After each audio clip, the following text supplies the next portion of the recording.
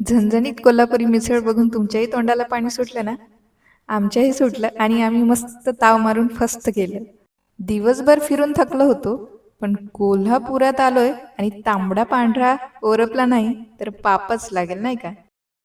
तुम्ही बघितलं असेल की आम्ही ट्रिपला सुरुवात केलेली आहे आणि ऑटोमध्ये बसलो. त्यानंतर मग बस स्थानकावर पोचलो. कोल्हापूरला निघालो आणि बस स्थानकावर चटरपटर घेतलं नाही असं कधी होतं का? प्रवासापेक्षा खाण्यातच जास्त रस आहे आम्हाला.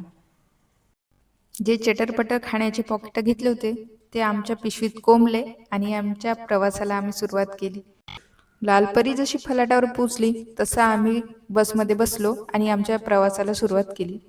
घाटातला निसर्ग बस बघून मन कसं प्रसन्न झालं होतं. पण पाचव्याच वळणावर निसर्ग नाही तर पोटातलं चटरपटर बाहेर यायला बघत होतं. शेवटी व्हायचं तेच झालं. रंगाचा बेरंग आणि पोटाचा पाच रंग. कसेबसे कोल्हापुरात पोचलो तर स्वागताला भल्ले मोठे रेड कार्पेट तर नाही, पण भरमसाठ ट्रॅफिक होतं. वाटलं गाडीतूनच उतरून पायीच सिद्धगिरी गाठाव की काय. 3-4 तासाच्या प्रवासाने मनही थकलं होतं, पोटही थकलं होतं आणि शरीरही थकलं होतं. त्यामुळे म्हटलं चला आपण एकदा तरी ताव मारावाच जेवणावर, म्हणून थोडं आम्ही जेवण करून घेतलो. हॉटेलमध्ये आलो, तयार झालो, फ्रेश झालो आणि फिरायला निघण्यासाठी तयार.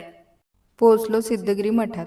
सिद्धगिरी मठात जुने संस्कृतीचं दर्शन झालंच आणि न्यू पॅलेस बघून तर असं वाटलं आपणही राजे आहोत की काय, फक्त रिकाम्या खिशाचे.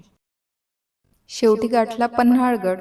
बाजी प्रभूंची आठवण काढत होतो तेवढ्यात लक्षात आलं, शत्रूवर काय तुटून पडणार, इथे 2 पायऱ्या चढल्यावरच आपला श्वास कोंडतोय. आज कुल्लू चालवणार आहे ही हायटेक गाडी.